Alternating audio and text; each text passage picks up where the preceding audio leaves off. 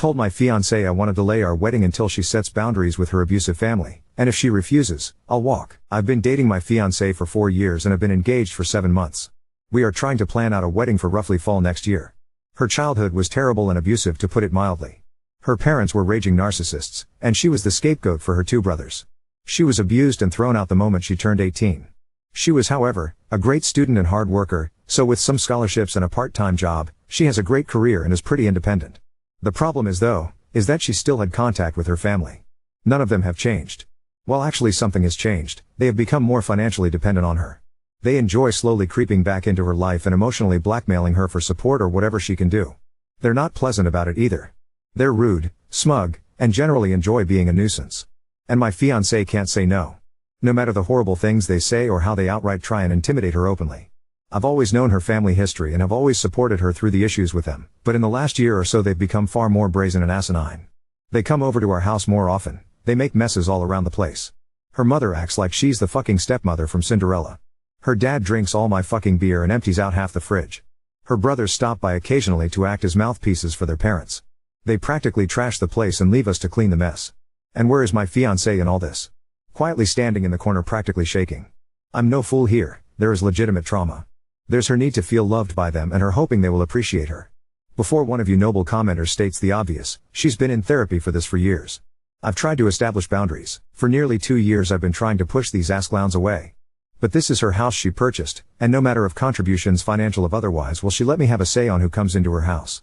She's been beaten down mentally and emotionally by them for so long. She has told me recently that she wants to earn their approval. How they were right about her. How she needs to be better for them. I've had too many emotional conversations with tears and begging to count, hoping she will take the steps to get better. But she's an adult. I can't force her to do anything. I love her, but I can't help but feel so resentful of what she's doing. It's agonizing watching someone you love, someone who you know deserves so much better, openly destroy themselves for people like her family. It's been painful watching her cry herself to sleep one too many night because of them. I've tried too many times to help her get out of their clutches. But I have to think of the future. What happens when we have kids? What happens when she is postpartum and invites them over? What happens if there is a medical emergency for either of us? What if our finances get tight and they still demand money? This is the in-law family from hell and I won't be able to avoid them. Tomorrow I'm going to tell her how I want to delay the wedding until firm boundaries are established. If she resents, I walk. I can't do it anymore. I refuse to watch a slow death like this any further. Update 1. The night after I made the first post I had decided that I was going to have a heart-to-heart with my fiancée about her family. However, she came back from work the next day early and I already was off that day, so I initiated the talk a little sooner than I planned. Essentially, I told her how this arrangement was not sustainable. I did not feel comfortable marrying her due to how much involvement in her life her family has, and I certainly did not feel comfortable bringing a child into this world with them. I didn't want to tell her cold turkey no contact with them, but strict limitations to start with on them coming over, and what they can do around the house. I also requested couples therapy before marriage. She wasn't happy. She was just staring angrily at me while I spoke, then started yelling at me when I finished. She told me I don't understand their dynamic and it worked for her. I told her that they're abusive users who will bleed her dry and I have never seen them show any decency to her. She told me she just had to work harder for them to appreciate her. I basically yelled at her that a parent's child shouldn't have to beg and plead and work for them to be loved. I finally told her that she sets limits with them or I walk. She was livid, and since I was living in her house I was kicked out. So the past few days I have been staying in a hotel and have had my stuff taken out and put into storage. And frankly, it's been great. I am going to stay with family for a few weeks around mid-July, and after that I am going to go house searching for myself. I have spent the last couple days relaxing, catching up on movies and video games I haven't had time for, and could go back from work to a quiet room without her family tearing the place apart. Yesterday, however, things came to a head. We have basically been no contact since she booted me out, but I know every Saturday her family loves to spend the afternoon over and she uses me as a shield from their abuse. However, in a very petty move, I simply kept my phone muted all day and played Disco Elysian. I knew she would call back for help with her family, and at this point pure resentment was kicking in for her and I wanted nothing to do with her issues. By the end of the night she had sent me over a dozen texts and finally 2 frantic voicemails begging me to come home. I decided to come over to check up on her. Long story short, she was sobbing in the living room, and when I came to talk to her she was practically crushing my back, hugging me and sobbing. I gave her time to cool off and asked what happened. Long story short, her parents and brother came by to gift money from her and say horrible shit to her. She wanted to have me come over to help, but I was ignoring her, and when she tried to have one of her friends help out and everyone basically said fuck that, it all started clicking in for her. She kicked her family out, but not before they said some utterly vile shit to her I won't repeat. She kept apologizing to me and told me over and over to come home. I told her plainly that I had started to build up heavy resentment towards her for some time, and while I loved her and understand it was trauma and not her being outright abusive, there was major issues that would need to be addressed if we were to move forward. 1. She sells the house and moves. We make roughly the same amount of money and we will buy a house together. I am a grown-ass man and I will not live in a house I have no equal agency over. 2. Her family will never step a foot in it. They will never come over. They will be treated by me in a very threatening manner if they try and come in. 3. She gets a new therapist and we start premarital counseling. 4. She never makes me interact with her family. 5. We will go LC with her family right now, but make no mistake, we are working towards full NC on her end. I told her I love her. We have been together for a while now and have beautiful memories together, and I know she is suffering from abuse, but these are non-negotiable, and if she has a problem with any of them then we have to go out separate ways. She told me she's realized for a while now that her family is toxic and unhealthy. She wants to make changes. She has accepted, but some of these will take a while to see through. For now I'm going to stay in the hotel until I head back to stay with my family. She is welcome to come over, but I have made it clear her house is not somewhere I want to go. Her and I are both off tomorrow, so we will spend the day here and maybe go out.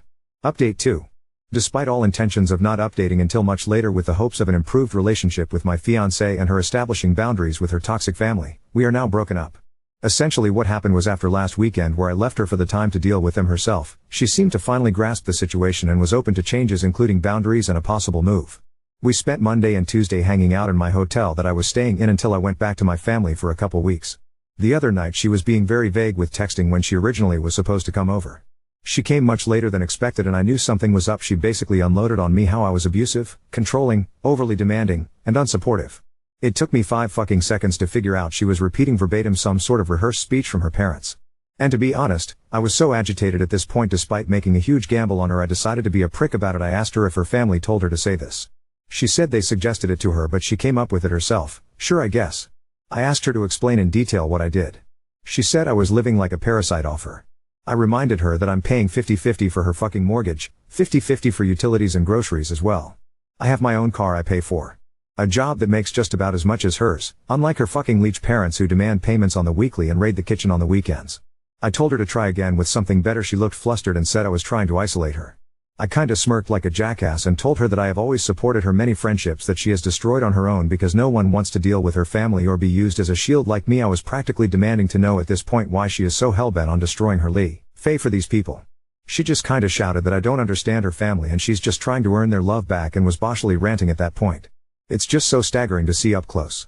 I have ventured into a few subreddits to get perspectives, and if you have any familiarity with them you'll see how people who are victims of abuse by their own family can be so utterly broken by it that it'll wreck their brain to where they truly believe they are the problem and they deserve the abuse. Well, that's how she was. She was utterly broken and didn't want help. She didn't want to get better, she just wanted to get worse. It hit me like a truck, honestly, the realization. I really did feel like a fool for trying, even if it was what I was supposed to do in the first place. She was practically berserk at this point and I was just mentally exhausted and needed her to leave before someone called the police.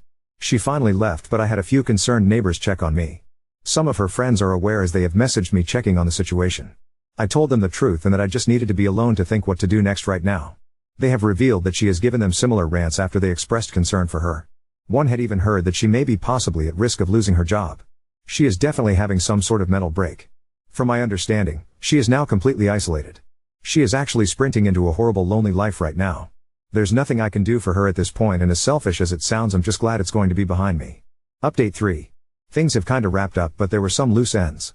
I completely forgot to change my mailing address, which I should have done ASAP, so a couple important things got sent to her house. I had to go pick them up, plus a final couple of items I want for my move that I left there and decided I wanted to actually take. She was being difficult and not responding to messages in regards to them, so I had to go get them from her myself. I brought a mutual friend just in case. Thankfully she was at least cooperative in letting me get my stuff and it wasn't much of an issue. Everything else was though she had a lot of nasty things to say. Telling me she was already sleeping around. Telling me how happy she was now that I was gone. Telling me she's finally free of me, how she's going to be so much better off without me. A lot of generic insults and horrible things you would commonly expect from a nasty breakup. And you know what? It was so fucking obvious it was a rehearsed script from her family, and you could easily see how miserable she was. She looked like a mess, like she hasn't slept in days. The house was a mess. She wasn't even yelling it. She sounded so exhausted and broken when she said it. She didn't even smile when she said anything. Just a face contorted in hate and anger. She was not the woman I knew anymore. That person was gone when I was getting ready to leave. She was still going on. I was fed up and told her something along the lines of, congratulations. Your friends are gone. Your human shields are gone. Your engagement is over. Your support is gone. Anyone who ever treated you like a decent human being is gone. It's just you and your family. I hope you're happy while they bleed you dry. It probably didn't go like that, but something like it. She just stood there. Literally just stood there and looked at me with indifference and walked away as I walked out the door. As we were leaving, the mutual friend Tiffany asked if I was okay. I reassured her I was, and I'm just trying to get myself set up to go home next week. She also confirmed that she hears my ex did lose her job for not showing up for several days and basically ghosting them. They're going to try an intervention next week and asked if I could participate, but I'm not delaying my travel because frankly I just want a clean break. I know for a fact that if I stay involved I'm only going to be witnessing the slow descent to either a full break or a suicide. I just can't do that. Despite all this, I'm actually excited for the future, and I have realized that I ignored way too many red flags at the beginning. Even with everything that happened, I know I'll be doing good and I'm going to be alright. I expect this to be my final update. I'm still in town until Sunday afternoon, so something could happen while I'm still here, but if anything does, it won't be exciting. Update 4. I'm currently back in my home state with family, refamiliarizing myself with the area. I have 100% decided to stay here permanently and am starting the long process of looking up homes in the area. I've been doing great and hanging out with friends and family. A couple mutuals with my ex-fiancée have let me know what's been happening and things finally seem to be getting better.